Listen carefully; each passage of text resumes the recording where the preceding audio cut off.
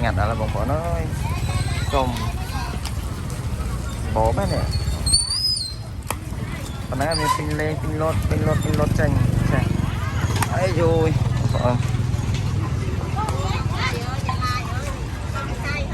sẵn sai hai năng ai ôi rồi đợi cho hiền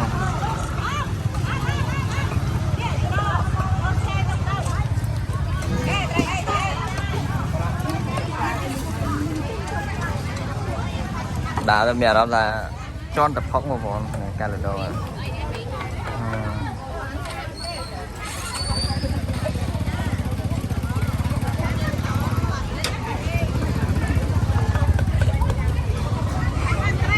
ba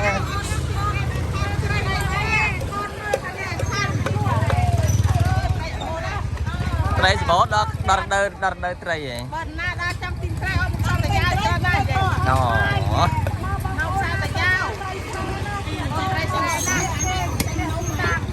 tầm máu tẹt cái lá hay thằng này nọ nộp phôm nông khmai chứ bong sầy đại cho như mà tôi bị mong mẹ này mình mong prám mà anh ấy rốt con anh đây lực cây phong dương rốt con anh phong bông phong là đây sầm ra bông phong như này trong sờ lò mà chu sờ lò ấy anh sợ tê cấm nhỉ tê cấm sai rồi sai cái ta tầm mùi này mua khi bán đi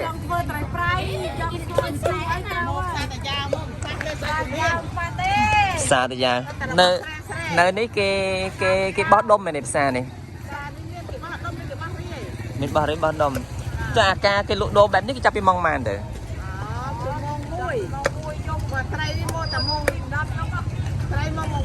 nè lỗ bán gì lỗ mong mua dung bàn này mình bàn sầm ra ông dương nhập đa mà chua pin nó mau là hot don nè ông pin chán cứ sao ta con tay tôi chẳng ạ bong này khang đấy cầm po cặp trái vậy trái cành và nập xa thì giá đấy cái nước không sông cô vào đấy ông nó không sông cô vào đấy khai bát mình chơi dữ nè dù nhom ban mau mà đó này tin pin chán cứ nhom ta tại nó cái non tròn trái phòn dương tê rồi tao nó số mấy giờ son thì pram không có cái chỗ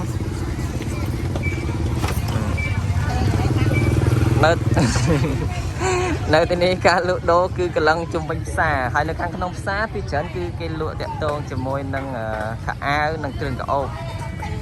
là khăn crab xá lụa đẹp tôn nâng là bò nhầm chẳng là đi một bộ mang thì làm chẳng nè cứ men tràn hay đập bê nhung cái lên mặt khỏi cái non nhóm cứ bong xảy gặp phong chặn nông phùng môi mán bong nông phùng này lưng ó này mối pram rồi đi nè ok ông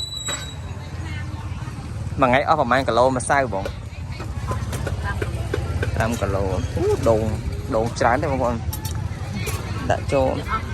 bây giờ tôi mau tôi đi mong màn chậm nồng này ở mình lợi kia này đó ok chặt bay pom tại bọn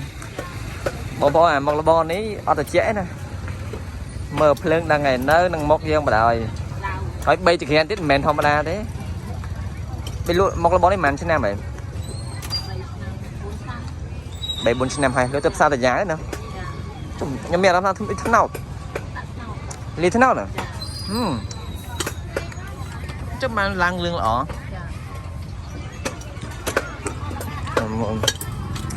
mai vô rồi đó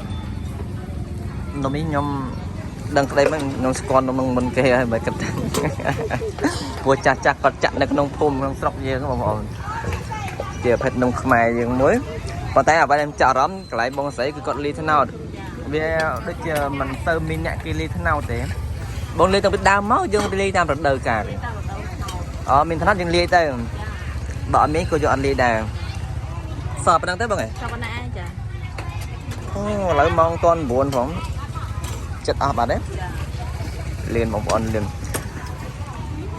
មែនតែទៅខ្ញុំដើរពីចុងផ្សារមកដល់គោលផ្សារនេះដូចអត់តមានឃើញអ្នកចាក់នំពុំទេនេះមានកន្លែងបងដឹងឯងមានតែបងឯងមួយទេអូប្រម៉ូអញ្ចឹងមូលទេអូខេបងប្អូននៅផ្សារតាយ៉ាវដូចខ្ញុំបានបញ្ជាក់អញ្ចឹងខ្ញុំដើរតាំងពីចុងផ្សារមកដល់គោលផ្សារនេះគឺមានតែកន្លែងបងស្ត្រីទេដែលគាត់លក់តាក់ទងជាមួយនឹងអានំពុំនេះណាហើយនំពុំនេះអ្វីដែលពិសេសហ្នឹងគឺបងស្រីគាត់លក់តាមរដូវកាលមិនមែនថារដូវកាលយ៉ាងម៉េចទេរដូវកាលណាមានថ្នោតដូចខែនេះអញ្ចឹងខ្ញុំមកឃើញបងស្រីគាត់លាយឡំជាមួយនឹងរសជាតិផ្លែថ្នោតយើងញ៉ាំទៅឈ្ងុយហើយអមជាមួយនឹងខ្ទិះដូងខាងក្នុងណាបងប្អូននេះចាក់បានទៀតនេះថ្មីចាំមើលខ្ញុំបងហៅបងប្អូនយើងបានដឹងថាចាក់នំចាក់របៀបម៉េចដូង1500ដូងឡើយថ្លៃអត់បងដូង500មិនដែរ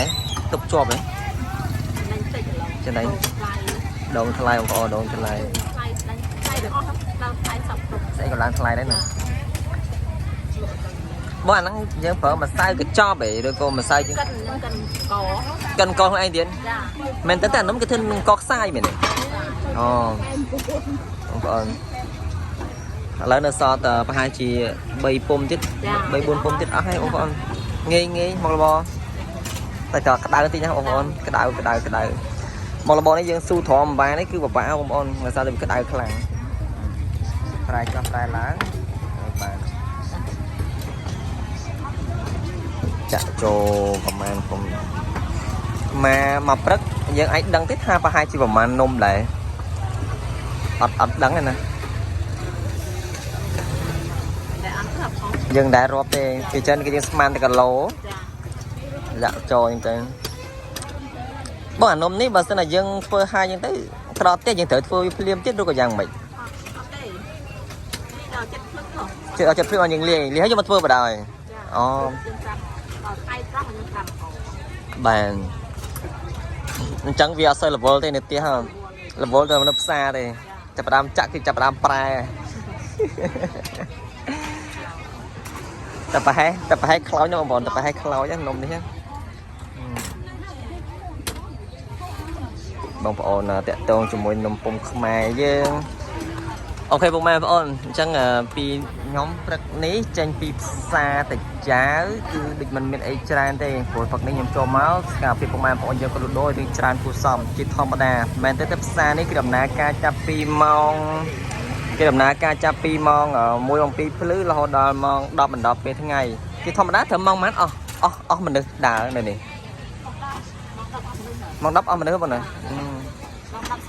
ម៉ោង 10 គឺស្ងាត់ហើយបងប្អូនអញ្ចឹងបងប្អូនយើងមកចង់រករបស់ធម្មជាតិរបស់ស្រុកស្រែយើងបន្លែបកានៅខាងស្រុកអង្គរបរិយបងប្អូនយើងអាចមកបើសិនតែចង់មកមើលការបោះដុំអាចមកពេលយប់ម៉ោង 1 ម៉ោង 2 10 អីចឹងណាតែបើថាចង់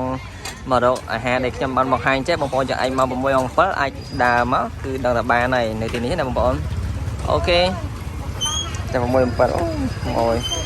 ទិញនំពុំបាទអ្នកទិញត្រូវខ្ចប់ខ្លួនឯងអូខេពី1000 2000រៀល